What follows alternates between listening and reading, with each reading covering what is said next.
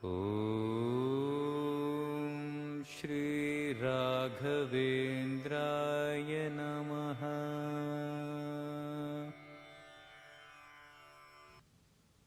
श्रीगुरुभ्यो नमः। हरि ओं।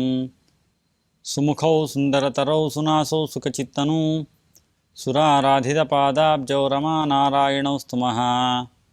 लसतु श्रीमदानन्दतीर्थेन्दुर्नो हृदम्बरे यद्वचश्चन्द्रिका स्वान्तसन्तापं विनिकृन्तति। आपादमौलिपर्यन्तं गुरूणामाकृतिं स्मरेत् तेन विघ्नाः प्रणश्यन्ति सिद्ध्यन्ति च मनोरथाः। तपस्वाध्याय शुश्रूषा कृष्णपूजारतं मुनिं विश्वेशमिष्टदं वन्दे परिव्राट् चक्रवर्तिनं। श्रीगुरुभ्यो नमः। हरि ओं। पूज्याय राघवेन्द्राय सत्यधर्मरताय च भजतां कल्पवृक्षाय नमतां कामधेनवे दुर्वादिध्वान्तरवये वैष्णवेन्दीवरेन्दवे श्रीराघवेन्द्रगुरवे नमोऽत्यन्तदयालवे। ಮಂತ್ರಾಲಯ ಪ್ರಭುಗಳಾದಂತಹ ರಾಘವೇಂದ್ರ ತೀರ್ಥ ಶ್ರೀಪಾದಂಗಳವರ ಗ್ರಂಥಗಳ ಪರಿಚಯಾತ್ಮಕವಾದಂತಹ ಉಪನ್ಯಾಸ ಮಾಲಿಕೆ ನಡೀತಾ ಇದೆ. ಆ ಉಪನ್ಯಾಸ ಮಾಲಿಕೆಯಲ್ಲಿ ಈಗ ನಾವು ಪ್ರಾತಃ ಸಂಕಲ್ಪ ಗದ್ಯ ಎಂಬಂತಹ ಅವರ ಒಂದು ಅಪರೂಪದ ಗ್ರಂಥವನ್ನು ಸಾಧ್ಯವಾದಷ್ಟು ಮಟ್ಟಿಗೆ ಪರಿಚಯವನ್ನು ಮಾಡಿಕೊಳ್ಳೋಣ.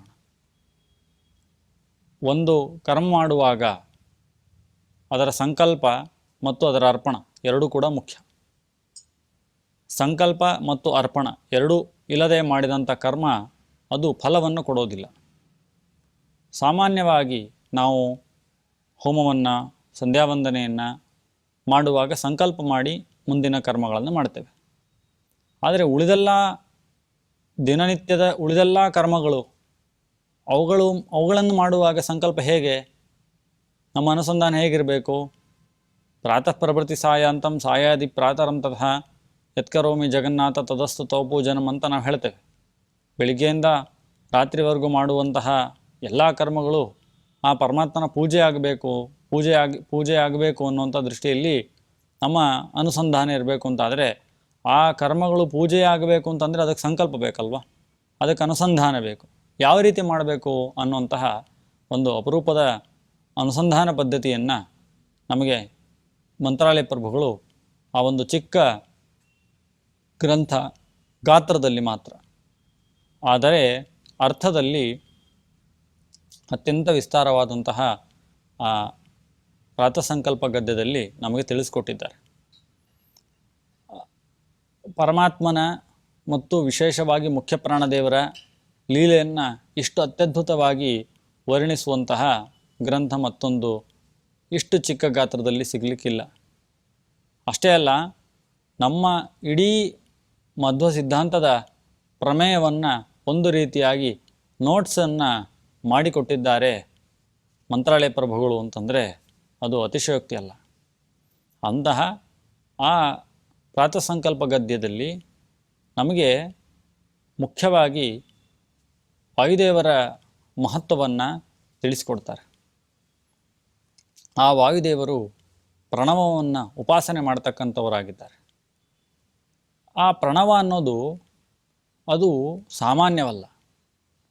ಅವ್ರು ಹೇಳ್ತಾರೆ, ಒಟ್ಟು 2 ವಿಧವಾದಂತಹ ಶಬ್ದಗಳು ಅಥವಾ ಸಾಹಿತ್ಯ ರಾಶಿ ಜಗತ್ತಲ್ಲಿದೆ. ಒಂದು ಲೌಕಿಕ, ಇನ್ನೊಂದು ಅಲೌಕಿಕ ಅಂತ. ಈ ಪರಮಾತ್ಮನ ಮುಖದಿಂದ ಹೊರಹೊಮ್ಮಿದಂತಹ 2 ಅಕ್ಷರಗಳು ಅಥವಾ 2 ಪದಗಳು ಮೊದಲು ಸೃಷ್ಟಿಯ ಕಾಲದಲ್ಲಿ ಬಂದಿದ್ದು ಒಂದು ಪ್ರಣವ ಮತ್ತೊಂದು ಅಥ. ಓಂಕಾರಶ್ಚಾಥ ಶಬ್ದಶ್ಚ ದ್ವಾವೇವ ಬ್ರಹ್ಮಣೋಪುರ ಅಂತ ಕಂಠಂಭಿತ್ವಾ ವಿನಿರ್ಯಾತೋ ತಸ್ಮಾನ್ ಮಾಂಗಲಿಕ ಉಭವು ಅಂತ ಹೇಳ್ತಾರೆ. ಅಂದರೆ ಪ್ರಣವ ಮತ್ತು ಅಥ ಎಂಬಂತಹ 2 ಶಬ್ದಗಳು ಸೃಷ್ಟಿಯ ಪೂರ್ವಕಾಲದಲ್ಲಿ ಮೊದಲು ಹೊರಗೆ ಬಂದದ್ದು ಅವು 2. ಹಾಗಾಗಿ ಅವೆರಡು ತುಂಬ ಮಾಂಗಲಿಕವಾದದ್ದು. ಪ್ರತಿಯೊಂದು ಕರ್ಮದ ಆಚರಣೆಗಿಂತ ಮುಂಚೆ ನಾವು ಪ್ರಣವವನ್ನು ಹೇಳಬೇಕು, ಕರ್ಮ ಆಚರಣೆ ನಂತರ ಪ್ರಣವವನ್ನು ಹೇಳಬೇಕು. ಇಲ್ಲ ಅಂತಂದರೆ ಸ್ರವತ್ಯನೋಂಕೃತಂ ಬ್ರಹ್ಮ ಪರಸ್ತಾಚ್ಯ ವಿಶೀರ್ಯತೆ ಅಂತ ಹೇಳಿದಾಗೆ ಒಂದು ಮಂತ್ರ ಅಥವಾ ಒಂದು ಕರ್ಮ ಅದಕ್ಕಿಂತ ಮುಂಚೆ ಪ್ರಣವವನ್ನು ಹೇಳಿ ಅಂತ್ಯದಲ್ಲೂ ಪ್ರಣವವನ್ನು ಹೇಳಿ ನಿಲ್ಲಿಸಬೇಕಾದರೆ ಆ ಪ್ರತಿಯೊಂದು ಕರ್ಮಕ್ಕೆ ಆ ಪ್ರಣವವೇ ಚೌಕಟ್ಟಾಗತ್ತೆ. ಪ್ರತಿಯೊಂದು ಮಂತ್ರಕ್ಕೂ ಪ್ರಣವವೇ ಚೌಕಟ್ಟಾಗತ್ತೆ. ಆ ಪ್ರಣವ ಏನು ಅರ್ಥವನ್ನು ಹೇಳುತ್ತೋ ಸಂಪೂರ್ಣ ಮಂತ್ರವು ಅದೇ ಅರ್ಥವನ್ನು ಹೇಳಬೇಕು. ಅಷ್ಟೇ ಪ್ರಣವದ ಯಾವ ಅರ್ಥ ಇದೆಯೋ ಆ ಅರ್ಥದ ಅನುಸಂಧಾನದಲ್ಲಿ ಆ ಕರ್ಮಗಳು ಜರುಗಬೇಕು. ಹಾಗಾಗಿ ಅಂತಹ ಪ್ರಮುಖವಾದದ್ದು ಆ ಪ್ರಣವ.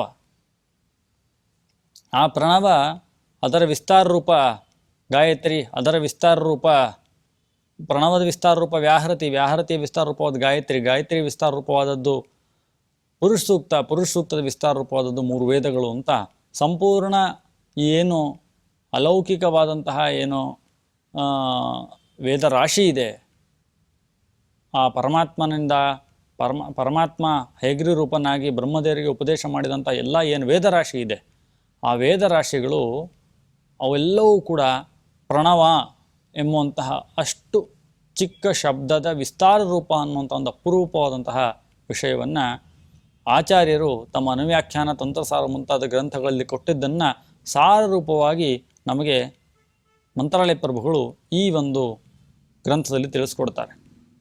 ಹಾಗಾಗಿ ಆ ಪ್ರಣವವನ್ನು ಉಪದೇಶ ತೆಗೆದುಕೊಂಡಂತಹ ಗೃಹಸ್ಥರೂ ಕೂಡ 10ಕ್ಕಿಂತ ಹೆಚ್ಚು ಪ್ರಣವ ಜಪವನ್ನು ಮಾಡಬಾರ್ದು ಅಂತ ಹೇಳ್ತಾರೆ. ಯಾಕೆಂದರೆ ಅದಕ್ಕಿಂತ ಹೆಚ್ಚಾದ ಜಪವನ್ನು ಮಾಡಲಿಕ್ಕೆ ಮಾಡಿಬಿಟ್ರೆ ಅದರ ಆ ಜಪದ ಪರಿಣಾಮದಿಂದ ಏನು ವೈರಾಗ್ಯ ಬಂದುಬಿಡುತ್ತೆ.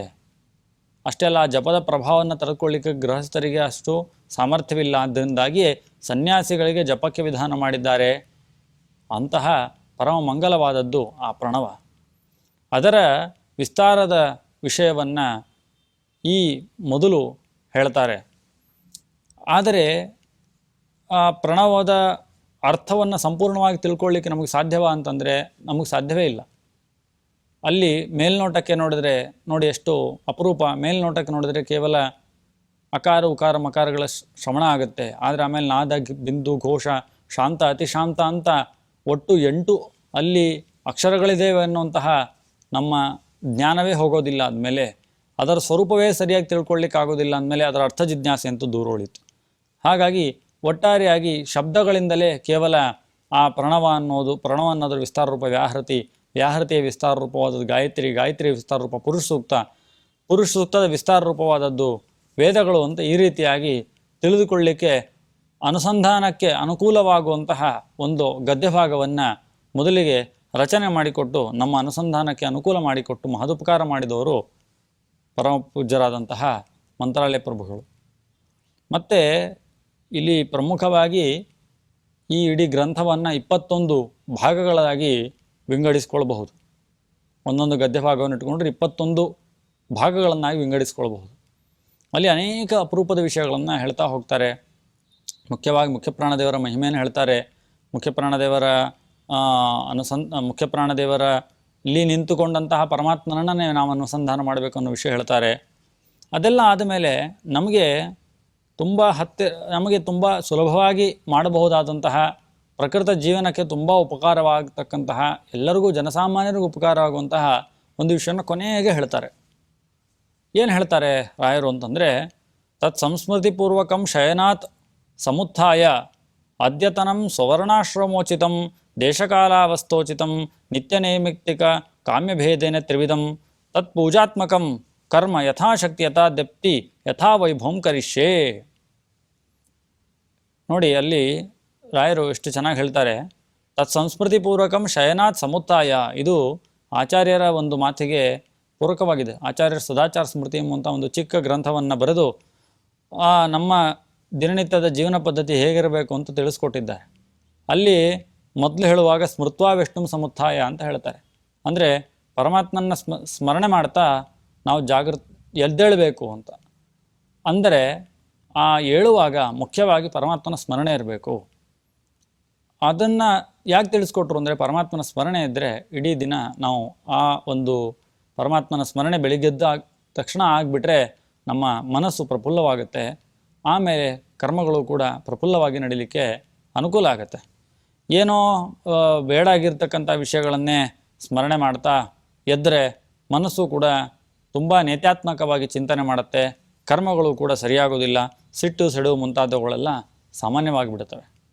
ಹಾಗೆ ಪರಮಾತ್ಮನ ಸ್ಮರಣೆ ಮಾಡಿಕೊಂಡು ಹೇಳಿ, ಅದು ಇಹಲೌಕಿಕಕ್ಕೂ ನಿಮಗೆ ಅನುಕೂಲ, ಪರಲೋಕಕ್ಕೂ ಕೂಡ ಅನುಕೂಲ. ಆಮೇಲೆ ಏನು ಮಾಡಬೇಕು? ಸ್ವರ್ಣ ಆಶ್ರಮ ಉಚಿತವಾದಂತಹದ್ದು. ಹಾಗಾಗಿ ವಿಷ್ಣುವನ್ನು ಸ್ಮರಣೆ ಮಾಡಿಕೊಂಡು ಹೇಳೋದು ಅನ್ನೋದು ಯಾರೋ ಒಬ್ಬರಿಗೆ ಸೀಮಿತವಾದದ್ದು, ಒಂದು ವರ್ಗಕ್ಕೆ ಸೀಮಿತವಾದದ್ದಲ್ಲ, ಎಲ್ಲರೂ ಕೂಡ ಅದನ್ನು ಮಾಡಬೇಕು. ಆಮೇಲೆ ನಿಮ್ಮ ವರ್ಣಾಶ್ರಮ ಉಚಿತವಾದಂತಹ, ದೇಶಕಾಲಾದಿ ಉಚಿತವಾದಂತಹ ಕೆಲಸಗಳನ್ನು ಮಾಡಬೇಕು. ಅಂತಹ ಕರ್ಮಗಳು 3 ವಿಧವಾಗಿದೆ: ನಿತ್ಯ, ನೈಮಿತ್ತಿಕ, ಕಾಮ್ಯ ಅಂತ. ಯದಕರಣೆ ಪ್ರತ್ಯವಾಯ ತನ್ನಿತ್ಯಂ. ಯಾವುದು ಮಾಡದೇ ಇದ್ದರೆ ನಮಗೆ ಪಾಪ ಉಂಟಾಗುತ್ತೋ ಅದು ನಿತ್ಯ. ಸಂಧ್ಯಾವಂದನ, ದೇವಪೂಜಾ ಪದ್ಧತಿ, ದೇವರ ಪೂಜೆ ಮುಂತಾದವುಗಳನ್ನು ಮಾಡಲೇಬೇಕು. ಅದು ಮಾಡದೇ ಇದ್ದರೆ ಪ್ರತ್ಯವಾಯ, ಅದನ್ನು ಮಾಡ್ತಾರೆ. ಆಮೇಲೆ ನೈಮಿತ್ತಿಕ, ಕೆಲವೊಂದು ನಿತ್ಯ ಅಲ್ಲ, ನೈಮಿತ್ತಿಕ, ನಿಮಿತ್ತ ಬಂದಾಗ ಮಾಡುವಂತಹ ಕರ್ಮಗಳು, ಅವುಗಳನ್ನು ಮಾಡುವಂಥದ್ದು. ಆಮೇಲೆ ಕಾಮ್ಯ, ಕೆಲವೊಂದನ್ನು ನಾವು ಯಾವುದೋ ಒಂದು ಇಷ್ಟಾರ್ಥ ಸಿದ್ಧಿಗೋಸ್ಕರವಾಗಿ ಮಾಡ್ತೇವೆ, ಅಂತಹ ಕಾಮ್ಯ ಕರ್ಮಗಳು. ಇದೆಲ್ಲವೂ ಕೂಡ ಕರ್ಮಗಳನ್ನು, ಇಂಥ 3 ವಿಧವಾದ ಕರ್ಮಗಳನ್ನು ದಿನನಿತ್ಯ ಮಾಡ್ತೇವೆ ನಾವು. ಆದರೆ ಮಾಡುವಾಗ, ನಾವು ಈ ಕರ್ಮಗಳನ್ನು ಮಾಡುವಾಗ ಕರ್ಮದ ಬಂಧಕ್ಕೆ ಸಿಲುಗುತ್ತೇವೆ. ಯಾವಾಗ ಅಂತಂದರೆ, ನಾನು ಮಾಡಿದೆ ಅಥವಾ ನನ್ನಿಂದ ಆಯಿತು ಅಂತ ಹೇಳಿದ್ರೆ ನಾವು ಸಿಲುಕಿ ಬಿಡ್ತೇವೆ. ಏನು ಹೇಳಬೇಕು ಅದಕ್ಕೆ? ತತ್ಪೂಜಾತ್ಮಕಂ ಕರ್ಮ ಯಥಾಶಕ್ತಿ ಯಥಾದತ್ನಿ ಯಥಾ ವೈಭವಂ ಕರಿಷೆ. ನಾವು ಪ್ರತಿಯೊಂದು ಈ ಕರ್ಮವನ್ನು, 3 ವಿಧವಾದ ಕರ್ಮಗಳನ್ನು ಏನು ಮಾಡ್ತಾನೆ, ಅದು ನಿನ್ನ ಪೂಜಾರೂಪವಾದದ್ದು ಅಂತ ತಿಳಿತಾನೆ. ಯಾವುದೇ ಕರ್ಮ ಮಾಡಲಿ ಅದು ನಿನ್ನ ಪೂಜಾರೂಪವಾದದ್ದು. ಅಷ್ಟೇ ಅಲ್ಲ, ನಾನು ಏನು ಮಾಡಿದರೂ ಯಥಾಶಕ್ತಿ ಮಾಡ್ತೇನೆ, ನನಗೆ ಎಷ್ಟು ತಿಳಿದಿದೆ ಅಷ್ಟು ಮಾಡ್ತೇನೆ, ಮತ್ತು ಎಷ್ಟು ನನಗೆ ಸಾಮರ್ಥ್ಯ ಇದೆ ಅಷ್ಟು ವೈಭವೋಪೇತವಾಗಿ ಮಾಡ್ತೇನೆ. ಈ ರೀತಿಯಾಗಿ ಮಾಡಿದರೆ ನಮ್ಮ ಮೇಲಿನಿರ್ತಕ್ಕಂತಹ ಏನೊಂದು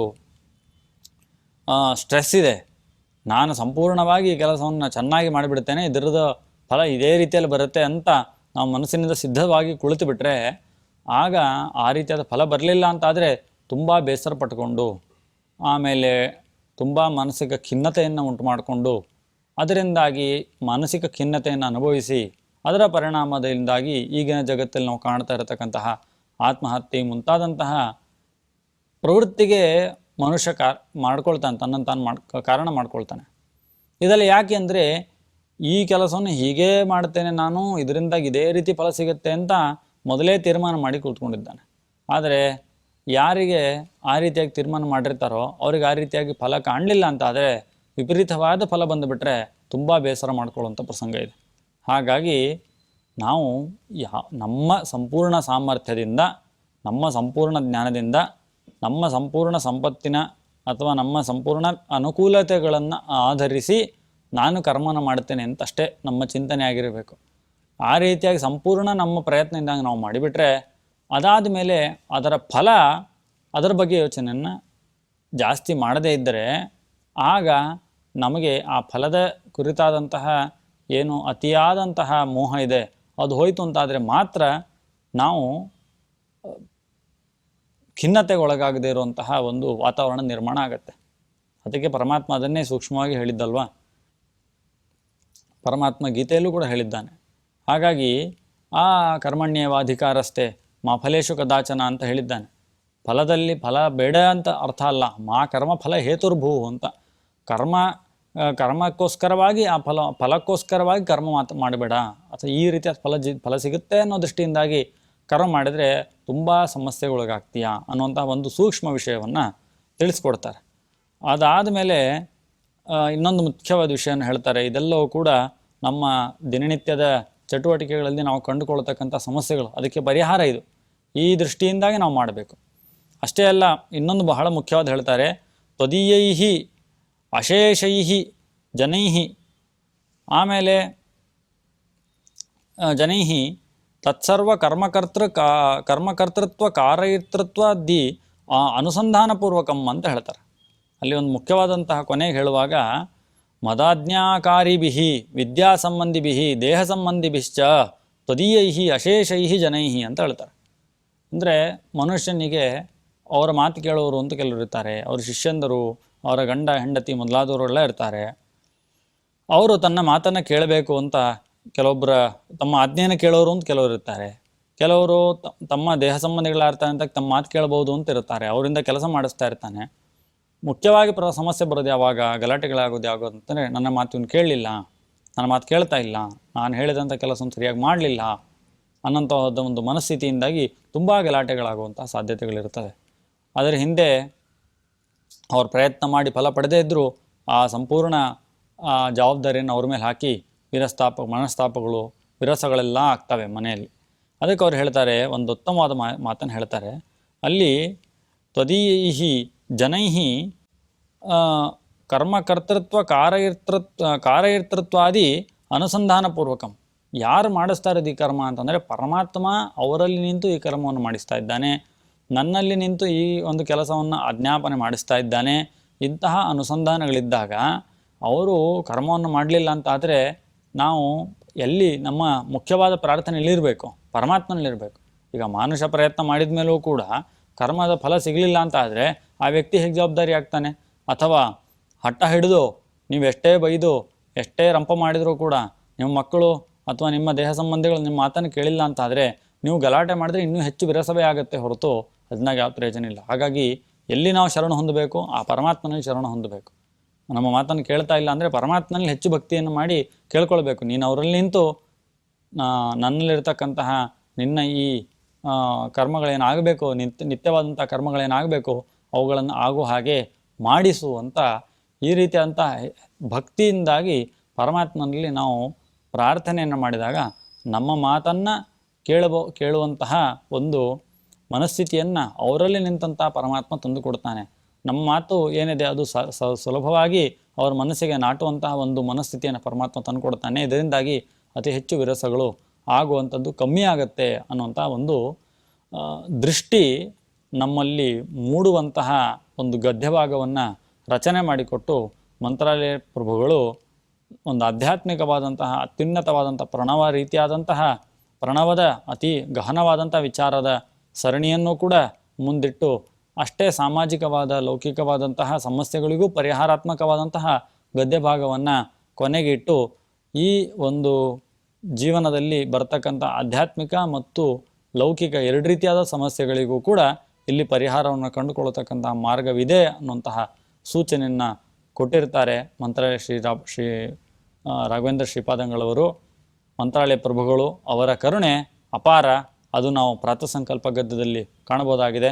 ಅಂಥ ಪ್ರಾತಃ ಸಂಕಲ್ಪ ಗದ್ಯದ ಒಂದೆರಡು ವಿಶೇಷಗಳನ್ನು ತಿಳಿದಿದ್ದೇವೆ. ಅದನ್ನು ತಿಳಿಸುವ ಹಾಗೆ ಮಾಡಿದಂತಹ ಪರಮಾತ್ಮನಲ್ಲಿ, ರಾಘವೇಂದ್ರ ಗುರುಗಳ ಅಂತರ್ಯಾಮಿಯಾಗಿರ್ತಕ್ಕಂತಹ ಪರಮಾತ್ಮನಲ್ಲಿ ಈ ಒಂದು ಪ್ರವಚನ ಮಾಲಿಕೆಯನ್ನು ಸಮರ್ಪಿಸ್ತೇನೆ. ಶ್ರೀಕೃಷ್ಣ ಅರ್ಪಣಮಸ್ತು.